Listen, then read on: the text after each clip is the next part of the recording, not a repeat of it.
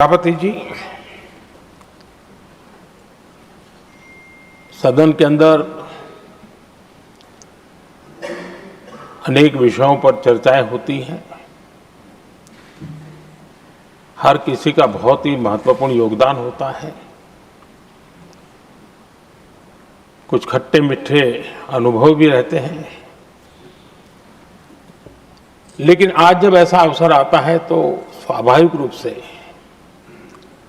दलगत भावना से ऊपर उठ करके हम सबके भीतर एक समान भाव प्रकट होता है।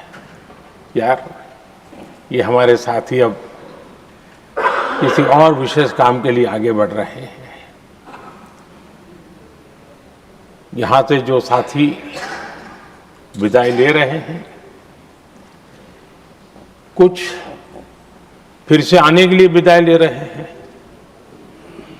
और कुछ विदाई के बाद यहाँ का अनुभव लेकर के समाज जीवन में कुछ न कुछ विशेष योगदान के लिए जा रहे हैं। जो जा रहे हैं लेकिन आने वाले नहीं हैं, उनको भी मैं कहना चाहूंगा कि राजनीति में कोई फुल स्टॉप नहीं होता है। भविष्य आपका भी इंतजार कर रहा है और आपका अनुभव, आपका योगदान राष्ट्र जीवन में हमेशा हमेशा बना रहेगा। आदरणीय सभापति जी, इस सदन में जो भी सदस्य माननीय हमारे विदाई ले रहे हैं, कुछ सदस्य ऐसे हैं जिनको शायद उस समय जाने का समय कार्यकाल आएगा जब सदन नहीं चलता होगा। कुछ हैं जिनको ऑलरेडी सदन के दरमियान ही विदाई मिल रही है।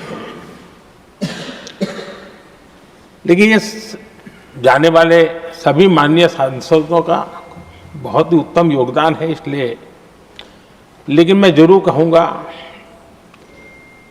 आदरणीय देवगौड़ा जी, आदरणीय खड़गे जी, आदरणीय शरद पवार जी, ये ऐसे वरिष्ठ लोग हैं जिनके जीवन का आधे से अधिक उम्र संसदीय कार्य प्रणाली में गई है और इतने लंबे अनुभव के बाद भी सभी नए सांसदों ने सीखना चाहिए वैसे समर्पित भाव से सदन में आना,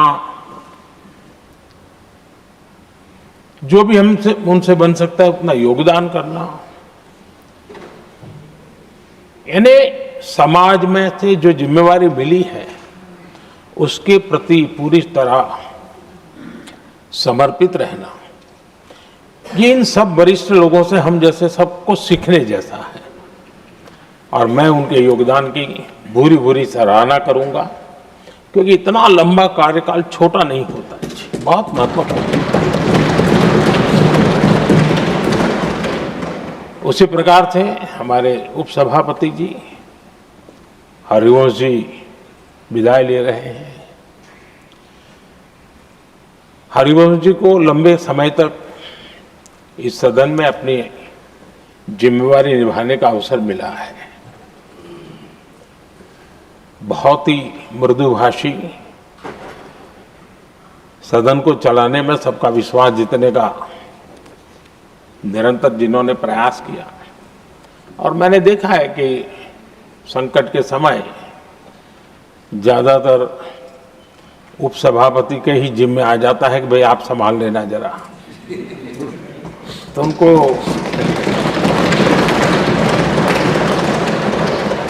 एक लंबा एक्सपीरियंस होता है। सबको जान भी लेते हैं, भली बात ही जान लेते हैं, लेकिन उनका भी योगदान।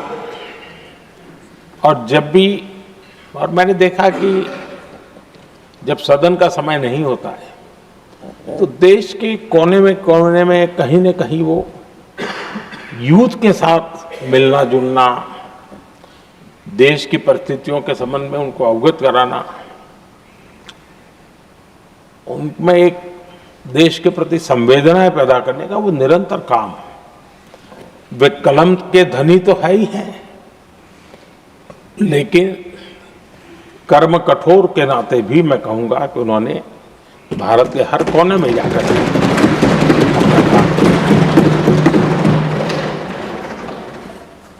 आदरणीय सभापति जी, कभी कभी किसी समय हम सुनते थे कि सदन में बहुत ही हास्य विनोद व्यंग्य का अवसर मिलता रहता है।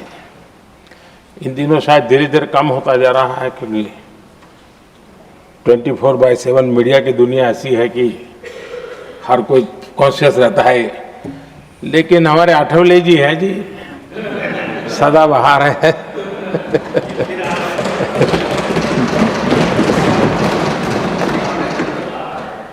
आठवले जी जा रहे हैं, लेकिन यहाँ पर किसी को खोट महसूस नहीं होगी। वो व्यंग्य विनोद भरपूर परोसते रहेंगे, जब ये पूरा भरोसा है। आदरणीय सभापति जी, सदन में से हर 2 साल के अंतराल के बाद एक बड़ा समूह हमारे बीच से जाता है, लेकिन ये ऐसी व्यवस्था है कि जो नया समूह आता है उनको बाकी जो लंबे समय से 4 साल से बैठे हुए साथी हैं, अनुभव है, नए लोगों को तुरंत उनसे कुछ न कुछ सीखने का अवसर मिलता है। और इसलिए एक प्रकार से यहाँ की जो विरासत है वो कंटिन्यू प्रोसेस हमेशा रहती है। ये बहुत बड़ा लाभ होता है। मुझे पक्का विश्वास है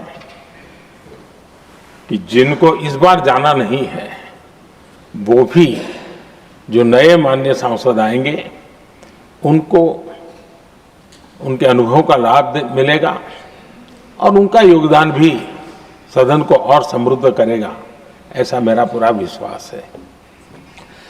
आदरणीय सभापति जी, हम लोग जानते हैं कि जीवन में या सार्वजनिक जीवन में जब भी कोई महत्वपूर्ण निर्णय करना होता है तो परिवार के लोग बैठ करके मन बना लेते हैं कि ऐसा करना है, लेकिन फिर भी कहते हैं अरे ऐसा करो, उनसे जरा पूछ लीजिए, एक सेकंड ओपिनियन ले लीजिए किसी वरिष्ठ से।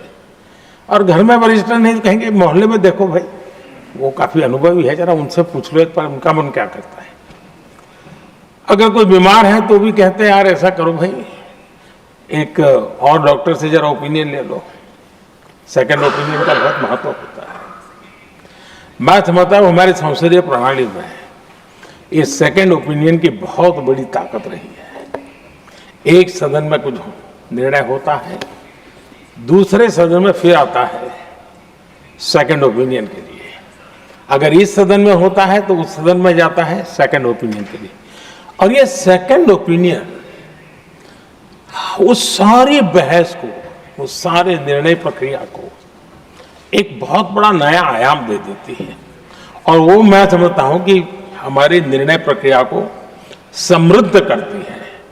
तो इसलिए सदन में जो माननीय सांसद बैठते हैं उनके लिए एक खुलापन रहता है कि भाई चलो इस सदन में नहीं तो उस सदन में एक अच्छा ओपिनियन नया आएगा।